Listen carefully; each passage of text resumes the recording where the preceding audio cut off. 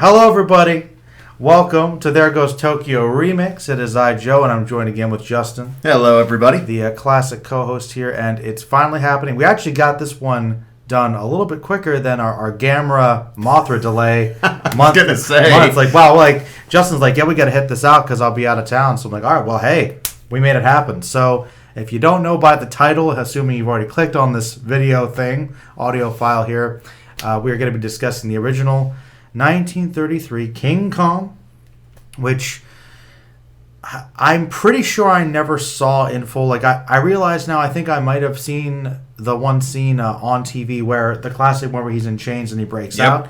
But I think that's it because I didn't remember any of this. So this is basically my first viewing. And I don't know, Justin, do you want to talk about it? Or do you want me to talk about it? Because I could talk about some things. Ordinarily, I would be inclined to have you take the lead just because I know this was your first time round, but I also know you did the Gamera synopsis. That's right, I keep doing synopses. Yeah. Well, all right, I'll tell you that. And not that thankfully, these are pretty simple. But, okay, for the few people that may not know, or maybe some people don't know, I never saw it. Hey, give us a brief synopsis of what happens in King Kong. And Absolutely. Then I'll tell you what I thought about it, and okay. We'll go from there. That works for me. So, for those of you not in the know, we are focusing on the 1933 version, which focuses on renowned filmmaker Carl Denham, who films in the deep parts of the jungle. And for the most part is pretty beloved for what he does, except he does not have a leading lady, which has given him some trouble in the film industry. Uh-oh. A little bit in a rut to try and figure out what to do, he finds a young, very, very talented young actress by the name of Ann Darrow, played by the iconic Fay Wray. Fay Wray. And together they find themselves in the midst of the mysterious Skull Mountains, where something lurks behind the walls. This is very cinematic. I like it. What lurks behind the walls, Justin? Gee, I can only imagine for a movie called King Kong. Please continue, Joe. Hey, I don't know, man. No, that was a very good non-spoiler synopsis, which I like. And I'll just tell you a bit more about what I thought about it. I mean, well, first of all, I'll admit, going into it, maybe the first 5 or 10 minutes, I was thinking it was all right, but I wasn't like quite blown away. But I think once it started picking up momentum, once they got on the boat, and all the characters started interacting, I actually thought that, well, one of the things I've actually been doing on my downtime is I've been watching a lot of interviews from different directors, what inspired them. And we talked, I think, about recently how Peter Jackson was really inspired by King Kong, and because he saw this one as a kid, and it kind of really inspired him about filmmaking. And I thought it was pretty cool right off the bat that this movie is kind of about making a movie. Yep. And they're commenting about stuff about the industry, and even, like you said, about how it's trouble for this director he doesn't really have leading ladies and romances in his films, and well, I'd probably do much better at the box office if that happened. And that's kind of funny because that's something that is still clearly relevant today. Oh yeah, as a tactic, if not more so. If not more so, to try to market your film to more people. And as you know, it's kind of one of my pet peeves is a forced romantic love interest where there doesn't need to be. Not saying you can't have them, but I just thought that was really interesting that even something that early on in filmmaking was being commented about. I thought that was pretty cool. So there's a little bit of a commentary about the creative process and about how far you go. So I thought that was pretty interesting. Yeah. And I liked all the characters. I thought they were pretty striking, although it's mostly just the director and Fay Wray, as I'll call her, and the captain, who kind of slowly becomes her love interest. Yeah. Interestingly enough. And there's some other side characters, like I guess I don't know, was he the skipper or the other captain, co-captain? There's a couple other people on the ship. Yeah, there's a couple crewmen. But for the most part, that's like really the 3 people, and everybody else, spoilers, gets killed horribly. Pretty much. Yeah, but I kind of like that off the bat. See, I'm kind of building up everything piece by piece chronologically. And really, though, you get to what lurks behind the walls. Hint, it might be King Kong. But not just that, because I guess this is Skull Island. Skull Mountain, good sir. So this isn't Skull Island? They never call it Skull Island? No, when they're laying out the map, it's like, look at the Skull Mountain.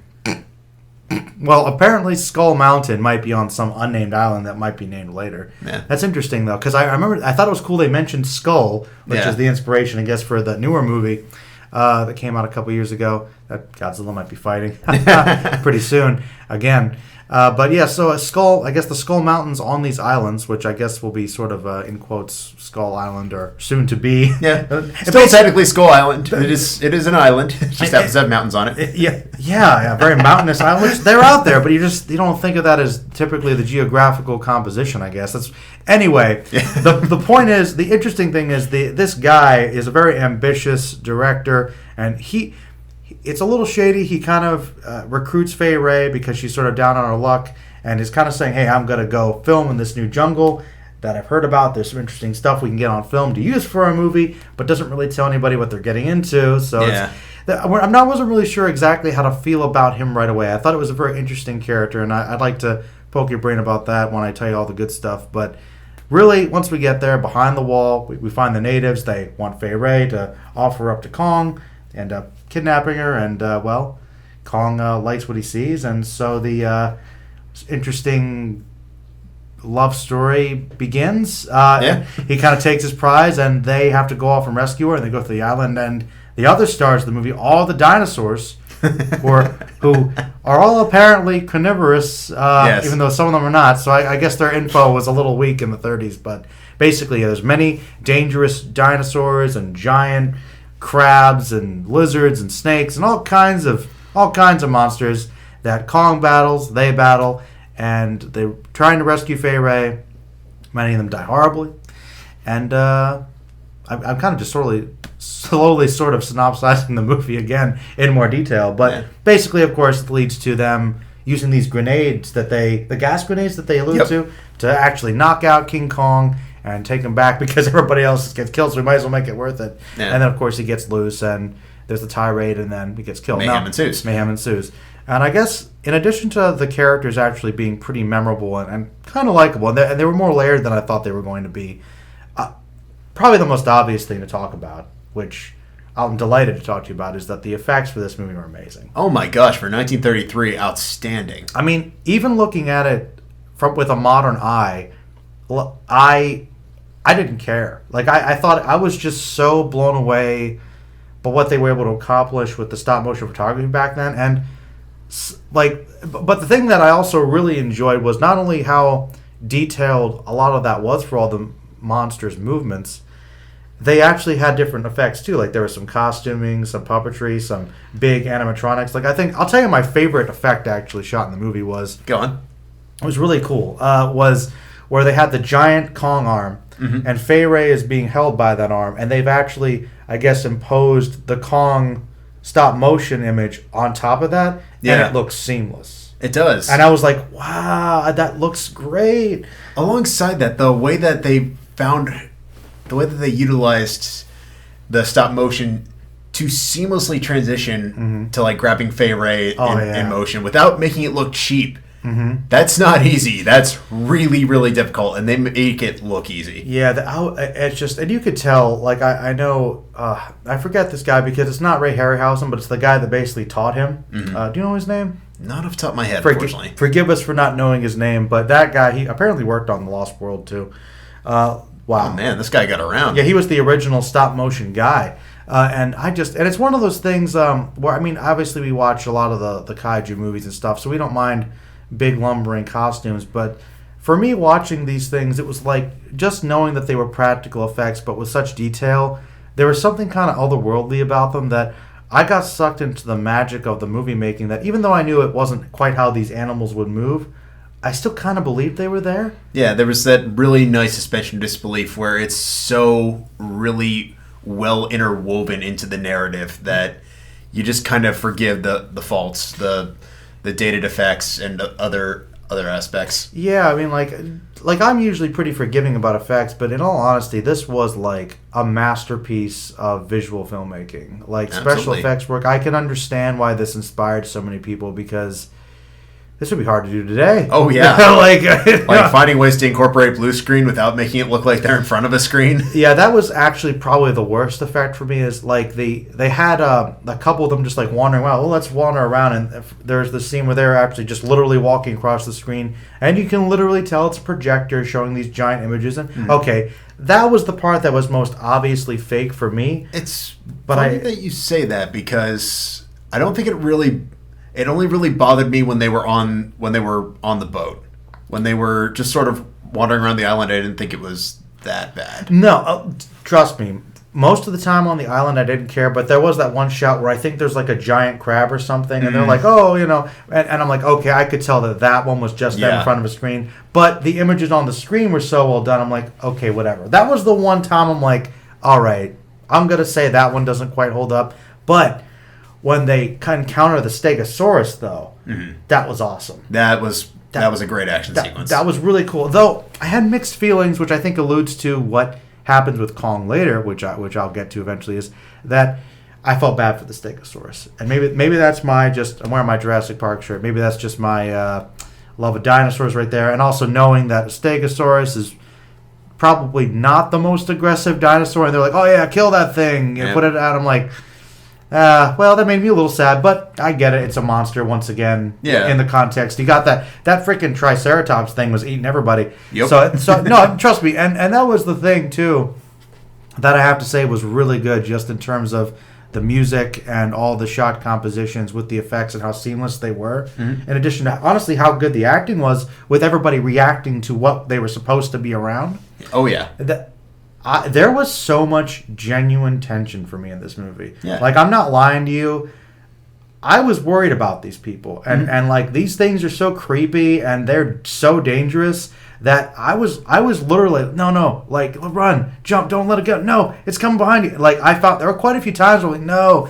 And most of the time, these guys met horrible fates. And, oh, yes. And something I'm glad you didn't spoil for me, because I did not realize it going in. I forgot that King Kong's a pre-code movie. Oh, yes. And this is one of the most... It's one of the most brutal monster movies I've ever seen. It's up there, yeah. Because even with Gamera, even with Godzilla, people... Like, for instance, Gamera, last episode, please listen to it. Watch it if you hadn't. We did get a comment, by the way. Oh, yay. They were very happy that we talked about Gamera, so there'll be more, hopefully. Thank you for listening. But... even with that one, there's like breathing fire, and there's this shot of people kind of dying, generally speaking, in the building, and it's implied. But in King Kong, you literally see these people getting hit by things, grabbed, bitten, in mouths. There's a couple scenes where people fall and their bodies just completely tumble, and it's like, and the effect, it's like a doll or a figurine, but the way it moves is so lifelike, you can believe that's like a dead body. Oh, definitely. And I'm like, that's actually kind of unsettling. Yeah. And I was surprised by how there's a really high body count in King Kong. Yeah, like most of the people don't make it, and I was like, man, this is brutal. Like when Kong steps on the one guy and trying to make it, and then he steps on him again, like just to make sure. I'm like, man. It's funny that you mentioned that, because there's a scene really, really early on where King Kong is first introduced, and one of the villagers is desperately running to go protect this kid from getting crushed by Kong. And I'm just thinking at the same time, this isn't the King Kong I know. I'm remembering like the Peter Jackson Kong. I'm remembering Kong Skull Island Kong. I'm like, he's a nice guy. Yeah, he loves you guys. 20 minutes later, that scene happens. It's like, oh, no, you absolutely made the right choice, lady. No, it's like Kong is really only kept happy by us sacrificing women who are never really seen again, because he probably just handles them too roughly. Kong is a beast. He's an animal. He's, I guess, for all intents and purposes, a monster. But, which I'll talk about a little bit later, I think he's handled pretty well. But basically... the effects were amazing. Like short and sweet. That though, I really, really loved all the practical stuff, and I was really surprised by how much. Like, I don't want to take too much away from Kong, but the dinosaurs are also kind of the stars of this movie. Like and I loved how every time I thought I felt so bad for Fay Wray's character, because the poor thing is just like in danger constantly. Yes. And good on Kong. Like, how many things are going to get thrown at her? A snake, a pterodactyl, how many? Gotta go throw down again. Here we go. Kong just like beats everybody. Like the T-Rex was only the beginning. Oh man, and that T-Rex thing got destroyed. Like that was a brutal death. That was an extremely brutal death with its jaw, and they had a little blood coming out. I'm like, man, this is just a lot. Yep. So I was like really impressed and surprised by that. But this probably speaks as well to just how well it's handled. And I guess I'll stop talking this, but I can tell you're just intrigued. Oh, of course. Because I'm loving this, by the way. Like, I was like, it's one of those things where we've had the joke where there's like movies you're surprised I haven't seen. Like, this is one I needed to see. Yeah. Like, no, 100%. I'm just, and maybe I was just kind of like, I get it, it's fine, but no, there's a lot I hadn't seen. It was, but I always got the whole, Kong's kind of tragic. They had to do the whole obvious Beauty and the Beast thing at the beginning, which they bring back throughout the movie. Yeah.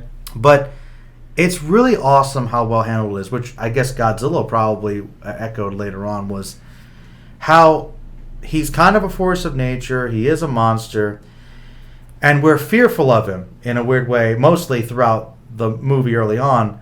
But then by the end, once he's getting attacked by the planes on the Empire State Building and he plummets to his death, you actually do feel kind of bad for him. A little bit. It's kind of like, well, yes, he is something not to mess with, but you've got the classic man kind of messing with nature, and this is sort of repercussions of that. And yeah, we did take this animal out of its habitat. Maybe we should have left it alone. Man is kind of responsible more so than Kong directly, because, an interesting note too, I guess to make us sympathize more with them, and I never caught that, Kong is somewhat docile when they get him there. Yeah. When all the press comes in and they have to show off what they're doing, flashing. Yeah. Oh, no, he thinks you're attacking the girl. That's what sets him off. Yeah. Because that's the motivator, because as part of his tribe or clan or whatever, his mate, however he views it. So it was a really cool transition how Kong went from being kind of scary to being oddly tragic by the end, which I thought was going to be heavy-handed, but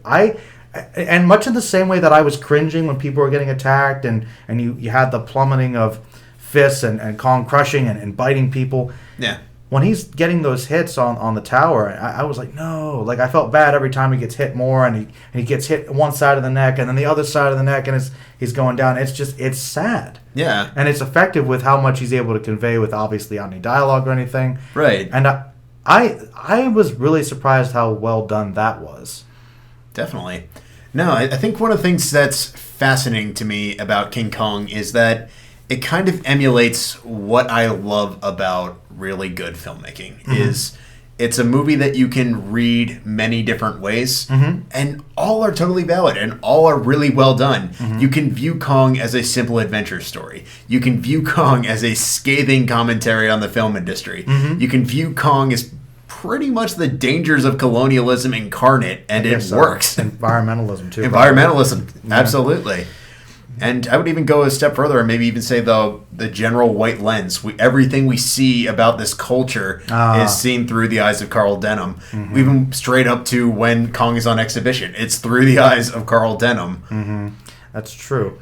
Yeah, no, absolutely. I think that there is a lot you could read into it. And that surprised me, too, is that, to be honest, that was one of the biggest surprises, was the movie was a lot smarter than I thought it was going to be. Yeah, it's way more than just an escapist piece of entertainment. Don't get me wrong, it absolutely is that, but it finds ways to really sneak in a hefty amount of things to unpack, things to talk about, and without necessarily making you feel like you're thinking too hard about it. No, it was a lot of stuff that came after the fact. I mean, I was mostly intrigued by the base story and the effects work, but I realized there were just lots of little subtle things that I was like, there's more going on with this than they don't really hammer it over the head too much. I mean, I guess the real question I have is sort of that I felt like I wasn't completely certain about was the Beauty and the Beast motif, because I thought, well, I guess it is.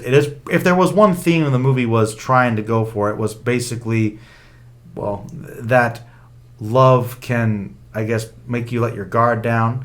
And I mean, they have it's the first mate or the captain, who obviously is kind of falling in love with Fay Wray, and he's not vulnerable. He's like, women are trouble, don't have them on the boat. So there's some slight sexist undertones, but not really. It's more like, actually, ironically, about this macho man opening up and like because of love, and which, by the way, the romance does happen pretty quickly. He's like, I do love you, and I'm like, they had some chemistry, but I wouldn't jump that far. Whatever, that escalated quickly. That was the one thing I'm like, okay, whatever, it's the 30s. But even so, like the fact that they were kind of saying, hey, love will kind of do that to you, and then echoing with what happens with Kong, that his downfall was kind of because he was sensitive to a woman. I guess I want to say the theme is, oddly enough, that's sort of what gives Kong humanity we can reflect on. Yeah. Is that his downfall was that he cared about somebody. Yeah, I mean, even during the climactic scene, pretty much the main reason he's doing what he's doing is to protect Fay Wray's character, so... Yeah, and I thought that was an interesting take on it, and it was like, oh yeah, it was beauty that killed the beast. So yeah, I like that. I thought that was an interesting theme to go with, very romantic and very old-fashioned for sure. I guess the one thing that I had a hard time with at first was the director character, because I wasn't sure how to feel about him, because he was ambitious, so you kind of got sucked in by his charisma like the other characters do, but he does seem like he kind of pushes other people aside for his own glory. Like, did he really seem like he really felt that much remorse for what happened to all the crewmates and stuff? I wasn't really sure. I mean, he seemed like maybe by the end he was kind of remorseful, but I wasn't sure how well his character was handled. The inflection on the final line, which you just uttered... had to do it. It's all right. Everyone knows it. I consider that one a fair game twist. It sounds like he's trying to find another way to spin it so he can still kind of stay on top of this thing. Oh, so you think he's still just trying to find a way to make it a show? Oh, yeah. I brought this big climactic moment to the streets of New York. Yeah, and you know what? And I would that actually makes more sense to me, because I kept thinking he's sort of the character we know the most about, and he's not entirely likable. And he's complicated, I'll give him that, but you're right. It's like he's still all about the spectacle, trying to up himself with a new performance, a new show.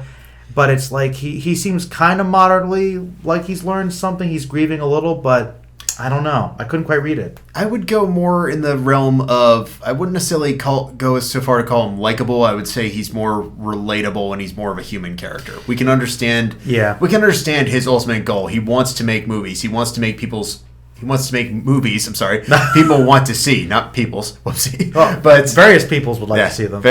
Yes, there you go. All over there we the go. world. There you Compromise everybody. Yeah, but it's not what's his name. At the same time, he's being a part of a world that does not want to see his own vision. So he's trying to find a way to give everybody what they want, and ultimately ends up pleasing no one.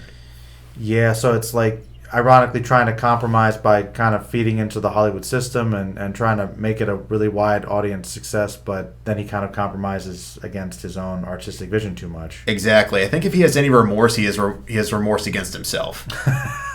For selling out, basically. Yeah, more or less. Because think about it. Think about what great lengths he went to trying to go to this prehistoric island to get new thrills, because maybe whatever else he was doing to compete against wasn't working. Yeah. So it's how desperate he was, so that he was willing to literally risk people's lives to get these thrills, which you could argue with the Mission Impossible stunts. Mm-hmm. That's part of what draws people to those movies. So it's is it worth it? That's an interesting angle to look at it, especially back before it's pre-code. I'm sure people got hurt a lot more things. Oh yes. But yeah, no, that was basically I guess all the stuff I had to say about the good things about Kong. I mean, it was mostly positive. I think that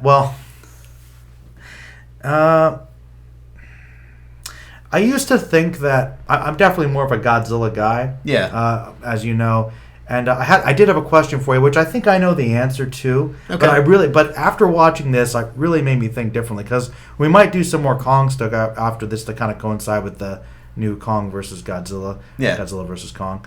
Part 2. Reboot, redo, remix. Redo. Whatever. See, everyone's doing another remake. But so is this. Okay. Before they did the Skull Island film with Samuel L. Jackson, I mean, I always thought Kong was, classic. I appreciate his place in film history or whatever. But I was always much more into the Japanese Toho stuff, Godzilla, etc., just as a kid. And that level of campiness and blending with all the commentary. But I see now, and I heard about this, but I see now that so much of the Godzilla films owe a lot to King Kong. Oh, absolutely. So, he does have king in the name, too. So the debate goes about which one's the king of monsters. And I don't know if it really completely turns me around on whether or not I like Kong more, because I still think I like Godzilla more overall. But I will admit that if they're trying to make him more sympathetic, they kind of do the same thing in Godzilla, the first film, with the Oxygen Destroyer. There's a little bit of, he's a natural beast. We should study him. We shouldn't pick on him, essentially. and we feel kind of bad when he's killed, but Godzilla is this monstrous force throughout the movie. Yeah. Whereas Kong, like I said, they balance the whole monster, but then out of his element, he's actually kind of tragic better. Yeah. So... Well, in the case of Gojira, we got to remember that the whole thing happens essentially because a bunch of Japanese men went to an island and pretty much antagonized, causing the ire of Gojira, who pretty much followed them home and wreaked havoc because they picked a fight. Mm-hmm. In King Kong, you still kind of have that, but the difference in this case is the presence is a little bit different. Mm-hmm. Kong is much more... I am essentially a god. You will worship me or you will die. Yeah, I guess he's got a little bit more of an influence over his domain, whereas Godzilla's just kind of like, you annoyed me, I'm going to take revenge now. Yeah, there's definitely a kind of like Darkest Timeline Mothra kind of vibe. I have Mothra when evil. You obey me. Yes, you obey me or I will literally crush you. Oh, no. Oh, man. Well, okay. Let me ask you this before I ask you the big question, because I was, of course, building up to something else. But how do you feel about Kong's design? Not saying it's bad. I can tell you it's already good. But the reason I'm asking is because I think he was adorable. He kind of was. He's got the dopey face. Yeah. Like, I mean, obviously, it's like disturbing with the things he's doing, but the design of Kong is kind of cute, which I think maybe adds to it. Right? Yeah. No, I'm totally fine with Kong's design. I think, if I'm honest with you, the only real time I had any issue with the general Kong look in the 33 version. I mean, obviously, it wasn't the most elaborate. It was 33. We were trying to make sure that he could move and everything else. Sure. I don't really blame them for that. Was honestly during the big finale when we have the climax and there's a tumble. I thought it looked kind of silly, to be honest with you, but...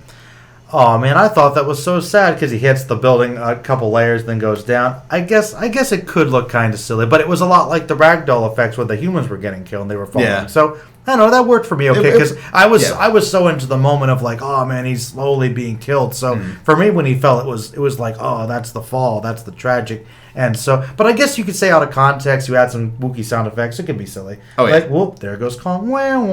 Yeah, I could see it. But that's also animation. And that wasn't even a deal breaker. That was like a half-second thing. That's more nitpicky than anything else. F. Oh, yes. How dare you not shoot that scene exactly the way I wanted. For shame. I know. Actually, and by the way, the model for that looked really good, too. Mm-hmm. Actually, for the building. Yeah, I was going to say, their miniatures were on point the whole time. The miniature work was really good, too. And I... But I guess going along with that, my big question was, and I unfortunately think I answered it for myself, but I did want to ask you anyway. I would say Godzilla is more popular than Kong overall, though Kong probably matches him in iconic status with less movies. Why do you think it is that Godzilla has so many more sequels, whereas Kong doesn't? Because he's a pretty popular character, too. Because I thought about that... And then I was like, Then I came up with an answer, and I want to see if you agree with me. I think it's very simple, but I wish it wasn't that simple. Maybe it is that simple. But you tell me what you think. Well, I think there's a couple things to take in consideration here. The one thing that I've kind of noticed over the course of our time watching the Godzilla movies, in the case of There Goes Tokyo, is Japan has absolutely zero problem telling the same story over and over and over again. True. The U.S., not so much. Don't get me wrong. We like sequels. We like sequels just fine, but we don't like... We're picky. Sequel after sequel after sequel. Well, we used to like them spaced out. Nowadays, it feels like it might just be a couple years. Yeah. We got more sequelitis now. We definitely have more sequelitis now. We have a lot more in-universe sequelitis now. You got the Marvel. Everything's connected. Marvel Cinematic Universe, MonsterVerse, DC Extended Universe. It's like a lot less direct sequels to one movie as connected, which maybe is essentially smart. One gigantic TV series that just happens to be really expensive, and every episode is 2 hours long. Basically. But I think in the case of Kong, I think it's a matter of the first one is iconic. Mm-hmm. It's often quoted. It's has a lot of things that people like. Very influential. Yeah, it has the classic Hollywood vibe. There's love interest. There's big set pieces. Mm-hmm. It's kind of like why Titanic was so effective. It's the perfect date movie. You get a love story. You also get a bunch of really cool action sequences. There's something for everybody with King exactly. Kong. Yeah. However, there's a reason that nobody talks about Son of Kong or King Kong Escapes. It's not that they didn't happen. It's that they don't have that same level of iconicism. No, they probably don't. I'm guessing they don't delve into the same themes. They're probably not quite as well made, put together. But with that being said, also take into consideration, King Kong has been remade a handful of times. We have 76. Mm-hmm. We have the sequel to the 76 one. We got to track universally panned, but I want to find it. Still happened. I want to find it. They tried to hide it. That trailer is rough. Escape us. Some VHS trailer I found. It's amazingly bad. Check it out if you're ever bored. Yeah, please. The trailer's great. Maybe we want to watch it. It might be the best bad movie trailer I've ever seen. Kong is back. He's not alone. We get it. I just love the titles. Just come. Every single title just comes at you. That's why I'm like, okay, we gotta download that or something somewhere. Yeah. But then you got the 2005 version, then you got Skull Island, then you have Kong versus Godzilla, and who knows where we go from here. We also have a handful of animated movies that try to do things. Really? Yeah, unfortunately, yes. Oh, no. There was like this really weird 90s Warner Brothers musical thing. Was it like a kid's movie kind of? Uh-huh. I think I vaguely remember it. He was like a cute dope or something. Yes. Oh, I forgot about that entirely. Oh, no, I think it was really bad. Yeah, there's a reason that when I was checking it out, and he lives at the end. I remember he wakes up and lifts his head up. Oh, What? Yes, I think so. I remember. I think if you're talking about what I think you're talking about, they fool people like into thinking he's dead, and they're talking reporters flashing, and then he opens his eyes, and like there's like some other wacky animal character. They wink and shh. Oh, I forgot all about it. Oh, wow. Oh, that's bad. That's rough. That's really rough. But just show the kids the original. But or maybe not, actually. Wait, I don't know. I think because of that, the U.S. is totally cool seeing that story be told every couple of years. Mm-hmm. 33 to 76, 76 to 2005, 2005 to 2017. Who knows where we go from here? Well, it's definitely a movie that is so beloved and influential that it isn't something that people want to just touch and kind of tarnish the name of so quickly. Yeah, it's kind of like a lot of the things that are kind of American classics. Is there's that sense of you know the iconic moments. You know the Empire State Building. You know 'Twas Beauty Killed the Beast. Yep. That you're right. That is a status of like it's such a well-known, influential, iconic movie that having never really seen it, I knew all the main stuff. Although once again, if you haven't seen it and you're interested vaguely in this stuff, if you just like movies, really, of like classic movies, please watch it because absolutely, honestly, a lot of the stuff that was my favorite was stuff that I didn't know about. All the dinosaur stuff on the island, there's so many great fights in there. Yeah, like it's amazing. Don't get me wrong; those scenes that are iconic for a reason. Yeah, but there's so much other stuff in there that's just as good, if not better. I was going to say, I think some of my favorite effects are not ones that are talked about very much. No. I was like, wow, like they did such a great job with those dinosaurs, man. Definitely. But you made a good point. And I think thematically you're right. I think that the answer I came up with was actually go on from a more practical perspective, and it also speaks to the fact you're right that Japan is fine with doing the same movie and over and again because they wanted to do a lot of stop motion stuff with their earlier things and opted out for suits. And so, what's cheaper?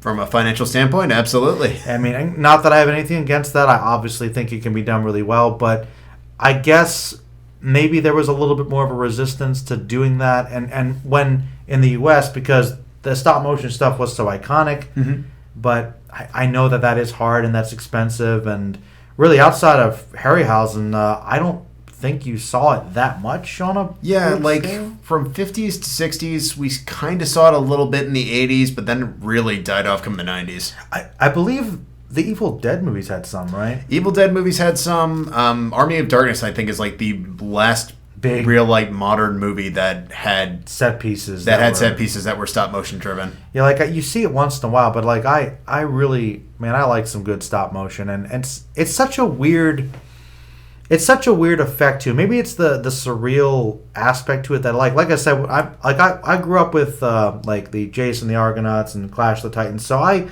liked that stuff, even though it was kind of off-putting in those mystical, fantastical realms. You're like, well, if it's a statue moving like that, okay, brilliant. because of course it's going to be jerking. Oh, yeah. So, and I guess when it's, ancient animals, it might seem off. But like I said, with just the context of Kong, it didn't bother me at all. Yeah, like when you don't have things like CGI, how do you split the difference? And what we're seeing now, like seeing this versus what we've seen Leica do in the last couple of years we've been reviewing movies together, it's incredible how far we've come. Oh yeah, you're right. That I guess that would count for stop motion stuff. Absolutely. And I guess like before that, Wallace and Gromit. You're right. That's more animated kid stuff. But you're right. If you look at one of my favorites, Kubo and the Two Strings, like just like that Box Trolls and all, like how seamless.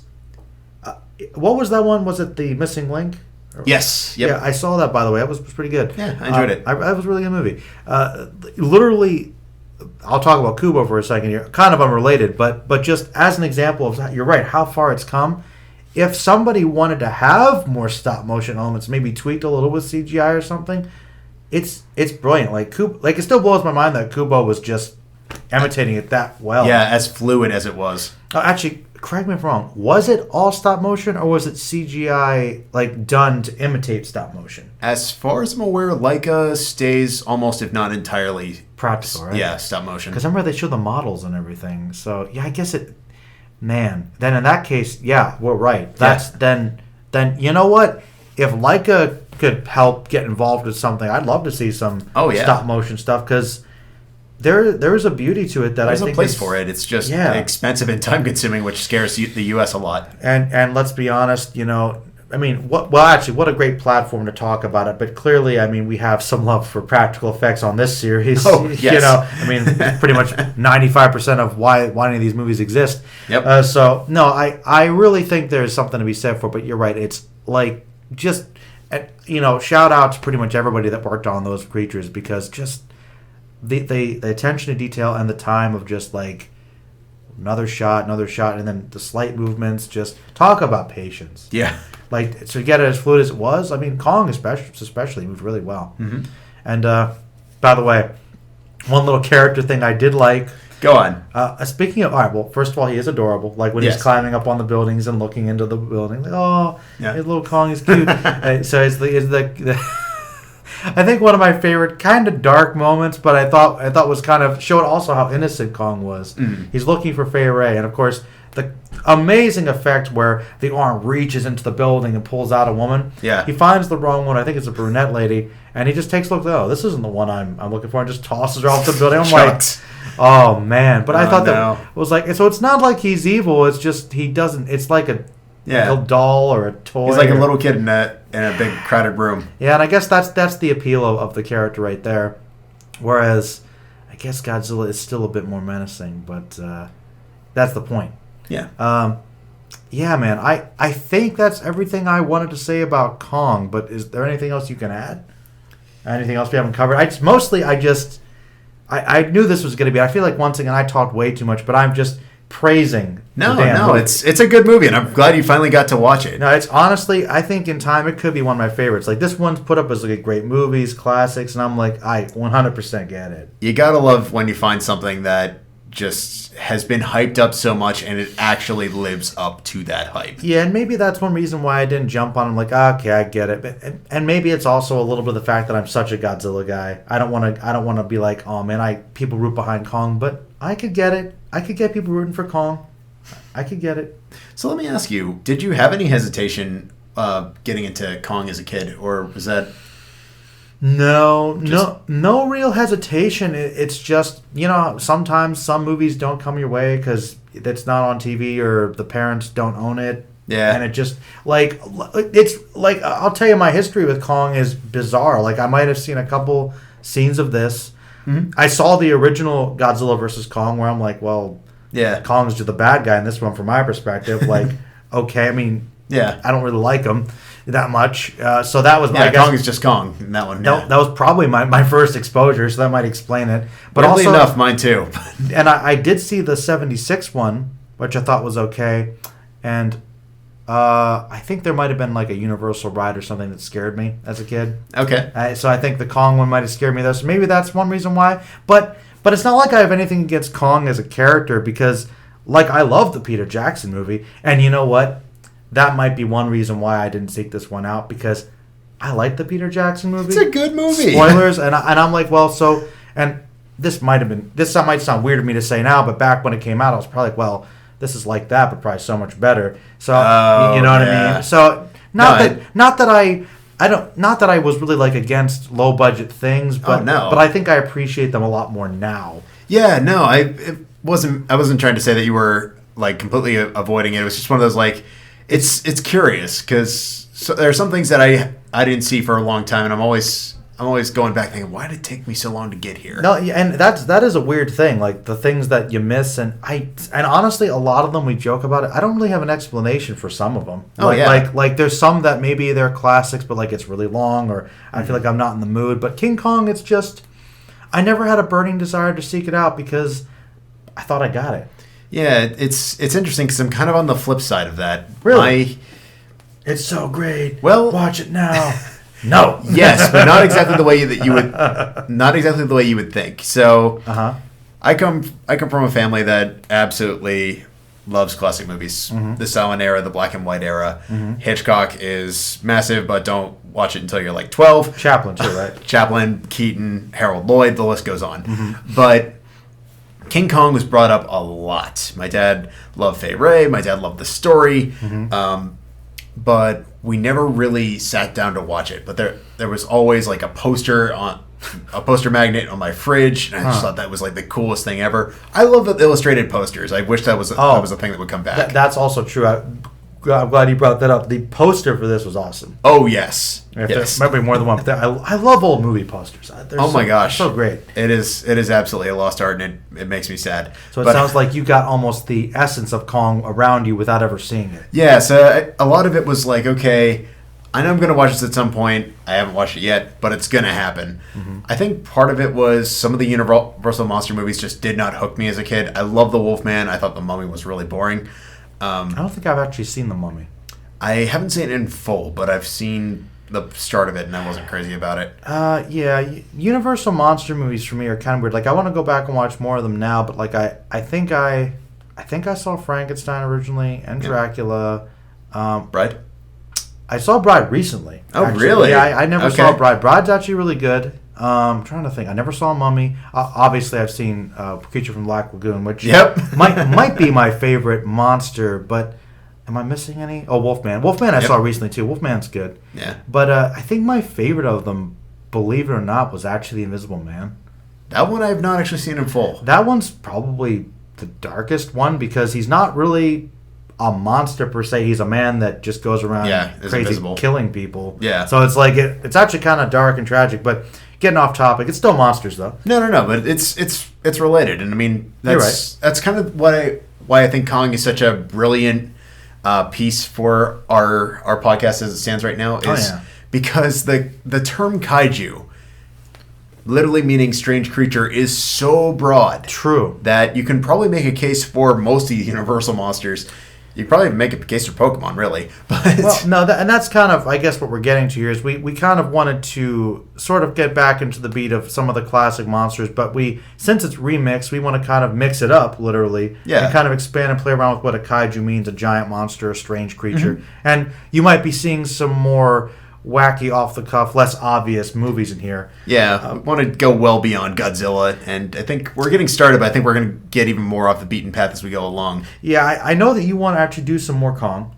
I think we're going to do 76 and Peter Jackson. Yep. Which you're convinced that people will hate us if we do or something. It's weird. I mean, I feel like it had the misfortune of coming after Lord of the Rings, and everybody wanted that same epic vibe, and I think, honestly, it was never going to be Lord of the Rings, but I think it's perfectly serviceable as a Kong entry. Well, I think maybe it was hated on by some people with that, but from what I remember, I thought it was pretty well liked when it came out. Yeah. Has it been perditioned, so to speak? I think it's been a little perditioned. I mean, nobody really talks about it now. But I've seen clips, and I think it still looks great. Yeah, I mean, I think everyone was giving Jack Black grief when it came out. I thought he did absolutely fine.